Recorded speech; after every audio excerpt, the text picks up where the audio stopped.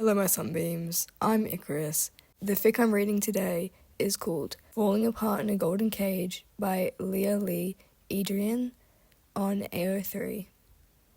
It's rated for general audiences. Category is Gen, and creator chose not to use archive warnings. The fandoms are Spiderman, Tom Holland movies, and Spider-Man No Way Home movie fandom. It's part 1 of the Spiderman Conspiracies series. The summary is MJ and Ned find something missing in their lives, and then they find Peter, not necessarily in that order. Notes: everyone was jumping on the train, and I thought I would too. Not as amazing as other fics out there, but I wanted to try something new, so here we are. Oh, and I wrote this in without editing, so I don't know about the grammar and continuity mistakes. We'll fix them once I return this and reread, or someone mentions them. Have fun! And on to the fic. The world falls apart in her dreams. She sees it happen so many times it becomes strange when it doesn't happen. The skies, a dark and dreamy black, rip and burst open, pulsing with a strange purple energy. A lone wizard floats in the sky, screaming in agony and trying to wrench it closed again. The skies refuse to close. She watches with bated breath. Every night, the figure in front of her. He is red and blue and brown and human, but she doesn't know who he is. She doesn't know, and her heart wails. But that figure, he just looks at her, smiles sadly, and turns away. The wizard in the sky takes one last look at the boy, spreads his hand out, and the world is put together again. He visits his school in his dreams. It's a weird thing to do because it's not like he loves school. Midtown is It still feels even with MJ around. But still, there is something about the school in his dreams that just clicks. He smiles, because it feels not so bad. He smiles because he sees the figure of a boy, blue and red and brown and brilliant. He sees the shining webs of something that connects them, even though the boy is a stranger, and his heart grins. But there is something wrong. The boy is sad. He knows the boy is sad and there's nothing he can do. He knows the room ripples, and suddenly there is no one there but him and MJ. The world is fine. It's the same as it always is. Is it? The world broke. MJ and Ned know that. They also know Doctor Strange put it back together again. What they don't know is why it ever broke, why he put it back together, why the villains knew them, who they don't know, and it hurts so damn much. They see him in a coffee shop first. He is brown, not red and blue and brown, but sad and alone and brown. And he is a stranger. MJ asks him what he wants. Ned doesn't even look. It's a second of their time, and then it's gone. That night, MJ dreams of skies rippling and red and blue fading, and Ned dreams of friends becoming enemies. Neither can look the other in the eye that morning, and MIT just feels sad. But there's something in them that refuses to let them not go. It isn't their parents or Mr. Harrington. It isn't the MIT seniors or the guidance counselors. In MJ's words, who even cares what they say? No, it's a feeling of red and blue and brown and a spark of memory they just can't touch. It is their dreams that won't let them go, even if they try to forget, try to run. It's the boy they won't remember. One day, they come across a gunman. Alright, there were actually 2 gunmen, but regardless, MJ is surprised it takes that long for them to be targeting, being, as they are, of course, teenagers who don't look like they can defend themselves. And come on, it's not like they have She blinks. The man points a gun at her head and demands you take out the money. Inside, she groans out, "If only I had some." But Ned's there too, and he looks pretty pitiful with a gun pointed at him, so she figures she might as well. She just doesn't have the energy to argue. She's about to take out her purse when red and blue, not brown, swings by and pulls the guns out of the men's hands, slamming their faces into the ground. Spider-Man is ruthless today, and there's an anger and desperation coming from him that MJ is frankly astonished by, though she doesn't know why. How would she know if Spider-Man wasn't like that in his daily life? And when Ned asks for an autograph, the absolute dork, Spiderman is a mass of red and blue sorrow the size of an ocean. Jeez. Good news though, Ned gets his autograph. Bad news, Spiderman leaves with something of theirs. They're just not sure what. It's more than admiration, and definitely somewhere less formal than hero worship. The second time Ned sees Peter Parker, and this time really sees him, is at the graveyard. He's visiting May Parker.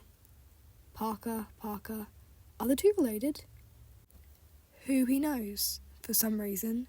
There are black spots in his memory, but he remembers seeing her and hanging out with her when he rubs his eyes. Anyway, May might have been a weird acquired friend, but she'd been pretty cool and he needs to visit more. That was why, one sunny afternoon-ish, he decided to visit the graveyard. And then he sees Peter. Peter stands in front of May's gravestone, head bowed, tears streaming, happy, who Ned also knows but doesn't know how he knows. Black spots anyone? Is right next to him, awkwardly patting his back. Peter doesn't stay long, leaving right before Ned builds up the courage to walk up to him and ask if he's related. Very much without tact, as MJ would later point out, but it didn't happen, so Ned counts it as it didn't happen. What does happen, though, is that the black in his memory starts to grey out. May did mention Peter, he realises. Peter was her nephew. MJ didn't know May. She thinks she met her through Ned, but she doesn't know her. Still, at her 1-year death anniversary, he's compelled to come. She stands at the edges, feeling something so bloody sad rising inside her that she wants to punch something to distract herself. It doesn't take a punch, but it certainly takes someone brown and sad and lonely. Like her, he stands at the edge of the crowd, rapidly blinking and trying to hold back tears. Spoiler alert, it isn't working. His hair is badly mussed and his clothes rumpled. MJ, who tends to leave crying people to their own devices, is weirded out when she walks over, because obviously she did not do it by choice. Peter notices her too late to run away, but the very visible flinch is kind of sad. In the wow, I'm self-conscious now, but okay kind of way. His hello is pretty broken. MJ's isn't any better. Peter Parker bursts into another round of silent tears, and she finds herself pulling him into a comfortable hug. He doesn't touch her, even try to hug her back, which is both super nice of a guy and somehow annoying because excuse her, but she doesn't say anything, just lets him cry out his heart. Ned finds his way back to the unlikely duo sometime later while the ceremony dwindles to an end, and Peter's sobs intensify. He doesn't say anything either, not ready to tell them. Of course not, they were strangers. But they did know May Parker, but willing to cry with them. In fact, having Peter cry with them is so much more comfortable and real than thinking he might be crying without them. He remembers them crying. She remembers tears running down his face. Ned remembers losing his Iron Man. There are black spots, but they remember him crying, and the shock jolts through them, because that means they know him. Peter's breath hitches, he stumbles back, eyes wide, and really sees them. And this time, they know he recognizes them. He does know them. They know him. The only question is, why don't they remember? Peter Parker spins on his feet and runs away before they can stop him.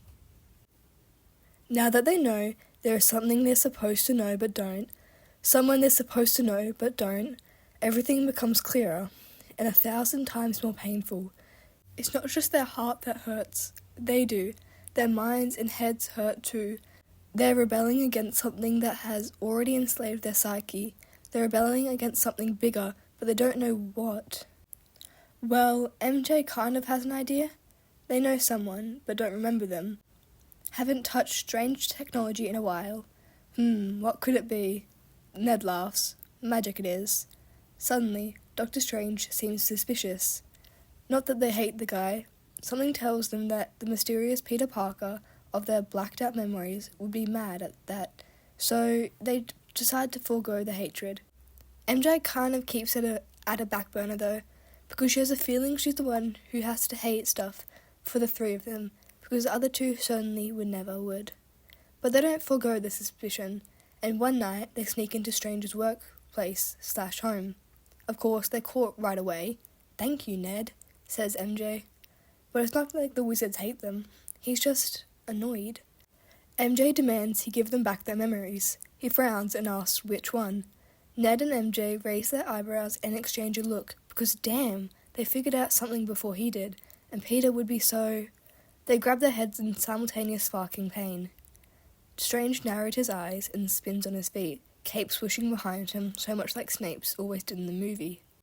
MJ managed to surface from her pain long enough to roll her eyes, but then she returns to Eggville, where Ned and her seems to be permanent residents. Dr. Strange is not quick to return, so the two aren't feeling charitable, but seeing his haggard, hurting appearance, he had tried to remember. Peter Parker saw the world ripping open at the seams, and now he sees that happen every night. He saw his best friends forget him, and he continues to see that every day. Peter Parker cries, and there's no one to hold him. He can't go to Midtown anymore, and he does not have the references to go anywhere else. He doesn't have the paperwork or the internship, or anything really, and it's just hard making ends meet, let alone going to school, internships, or MIT. He tries not to think about MIT, especially since he knows his friends are better off not knowing him at all. Because despite seeing them so many times, trying to protect them so many times, he just can't seem to get close enough to tell them he's real.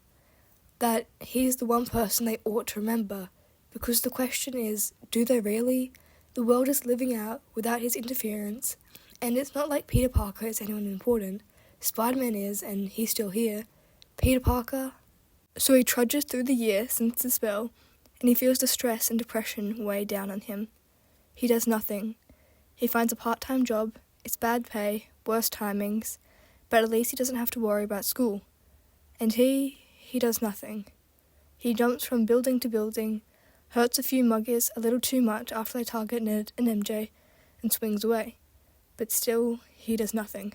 A year passes, and the 1-year death anniversary of his aunt creeps up on him, so suddenly he can't even imagine to not come. So he comes, and he stands at the edges, afraid to look at Happy, at his friends, at the gravestone. His friends come anyway, and he unravels in their arms. It takes a few minutes for him to gather up this courage to run away. It takes a few days of gathering courage to just stay away. But it seems like luck does not favour him. Really? His mind whispers. You're saying it doesn't favour you? Now? After everything that's happened? Because even though he stays away, they don't. He wakes up one morning, not in his home. He can tell because he wakes up in the sanctum, being watched by the 3 people he'd seen last before the world wiped him from its collective memory. Dr. Strange says they don't know him, and Peter wants to laugh hysterically, because no shit, Sherlock. Dr. Strange asks him if he knows them. He swallows because MJ is looking at him with a scrunched up face she uses to make sure he isn't lying. He can't lie, so he says nothing. Ned whoops. Peter Parker, May's nephew, he says. Peter Parker, Dr. Strange says. Superhero. MJ doesn't blink. Peter Parker, she begins, a question in her tone. A friend? Peter can't help it. Peter Parker, he says. A friend. And then they start to scream. There is pain and hurt and darkness in their voices, and they hold their heads like they're being torn apart. Peter wants to push forward, comfort them. He wants to call out their names, tell them it's okay. He wants to fix this. He can't. All he knows is this is because of him, and maybe, just maybe, it might all work out if he leaves. And so he leaves. MJ and Ned wake up in midair. MJ falls down instantly, but Ned floats for a while more, with a whoa and an eek. Figures, he was a wizard. Now she's the only normal one left in their stupid trio. MJ inhales sharply and looks up to meet Ned's eyes. His are just as shiny as hers and just as determined. Peter Parker. He's Spider-Man. He's red and blue and brown. He's the boy in their memories. And he's their best friend. The best friend they forgot. They try not to cry. Peter does that enough for all of them. Instead, they turn to Doctor Strange, who's already awake, hence they're floating in midair, though MJ suspects Strange likes watching people startle and fall down as she had, and ready to fight for Peter. He is a hero, the wizard says, more complimentary than the two teenagers have ever seen him be, which isn't much, but still, it seems like it's a once-in-a-blue-moon kind of thing. We must save him. But how? How are they to save a superhero? How do they even remember? Carrying cable voices adrift to their level, undoubtedly invited by Doctor Strange. They speak of red and blue and brown and red, and suddenly the two are worried. Go, Strange says. I will fix the spell so we do not lose much more. Ned and MJ nod. We'll go find Peter. Because more than the spell, more than everything else that needs to be done, Peter is at the top of the priority list. He is broken and breaking and probably killing himself for not really hurting his friends. And MJ and Ned need him to understand that he didn't. They need him to understand that they're back. They begin to run, ready to offer him the world, though it isn't ready yet. And more than the world, ready to offer back their friendship, something that their personal superhero desperately needs. They met on the roof. Peter returns to the place by habit, and MJ and Ned know him well enough that they can tell he'll be there. He doesn't move when they come and slip next to him, doesn't move when they sneak their hands around his arms, doesn't move when the sky sparkles with stars and light. It's only minutes later, when they are afraid he won't let them in, that he whispers, still facing forward, I kill whatever I touch. And that's so damn untrue that MJ wants to cry. Tony and May didn't die because of Peter. They died because the world is shitty, and death is a stupid part of life. But Peter, no. Peter is not the harbinger of death, no matter how edgy he wants to be. But she doesn't want to punch him right now, so she doesn't say anything. She keeps it tucked away for a later date, because obviously she's going to need it. Instead of saying anything, she snuggles more deeply into Peter's side, and it lets Ned do the talking. He's often a blatantly confused mass of Ned, but right now he's in full form. He rubs and needles and cries and talks, and whiles the night away. Peter listens because there's something soothing in Ned's voice and a friendship in his eye.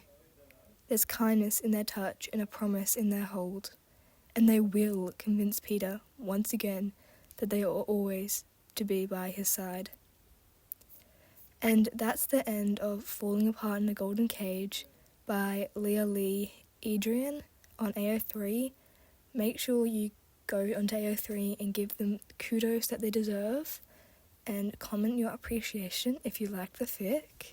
This is my first Marvel Spiderman one I've done, and I hope you've enjoyed. And if you haven't already, please subscribe. It means a lot to me.